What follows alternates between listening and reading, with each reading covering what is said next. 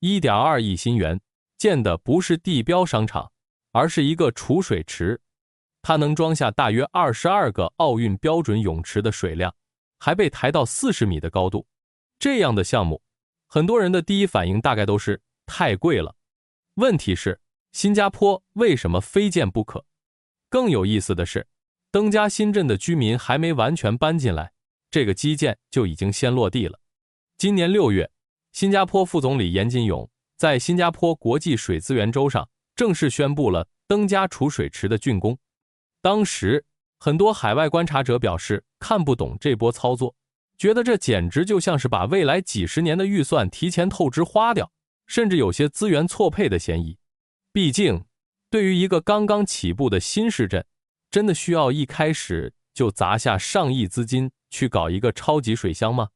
但如果你真正了解这个国家的底层逻辑，如果你把新加坡当成一个完全没有战略纵深、没有自然腹地、对外部资源高度敏感且充满危机感的微型系统，你就会明白，这笔钱绝对不是可以随意压缩的开销，而是一张提前买好的生存保单。水在这里从来就不是拧开水龙头就会自然流出来的廉价商品，而是关乎国家命脉的战略储备。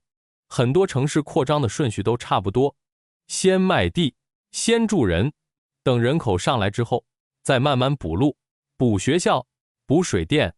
前几年看起来省钱，后面通常就是拥堵、缺口和反复返工。新加坡不太这么做。登嘉这片地在2016年启动整体规划时，供水节点、管网布局、未来负荷其实已经被算进去了。也就是说，在第一批居民真正稳定入住之前，系统先到位。这背后不是单纯的行政效率，而是一种很清醒的风险观。新加坡没有天然大江大河，也没有可以往后退的腹地。对这样的城市来说，等需求出现再补基建，代价往往不是晚一点，而是整个系统在高峰期变脆。你今天看到的储水池，不是在解决今天的焦虑，它是在给10年、20年，甚至更长周期的城市运行买确定性。而这种确定性，恰恰是新加坡最愿意提前付钱的东西。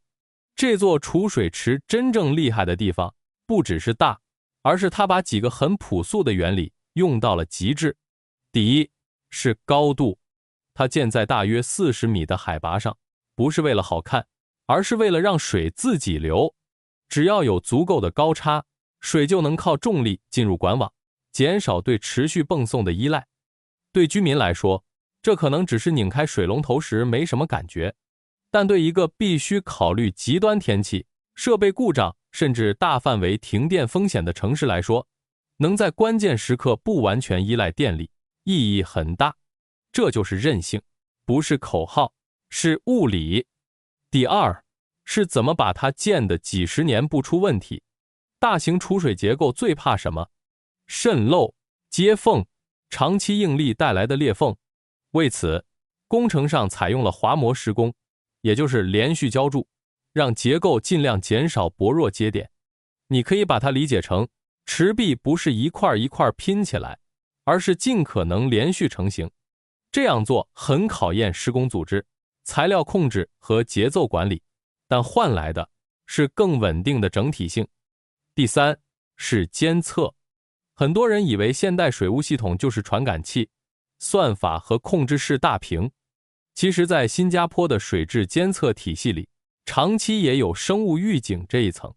虎皮鱼对水中某些毒性变化非常敏感，它们的状态可以提供额外信号。听起来有点复古，但在关键系统里，冗余从来不是落后，而是成熟。最有意思的地方就在这儿，一边是混凝土、流体力学和自动化监测，另一边是活体生物预警。新加坡做工程常常不是压住单一技术，而是把不同层级的可靠性叠起来。如果只把它理解成民生项目，还是看窄了。水在新加坡早就不是单纯的公共服务，它也是产业基础。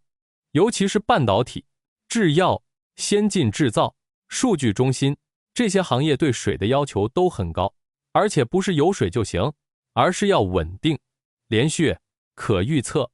比如晶圆制造，需要大量高纯度用水清洗。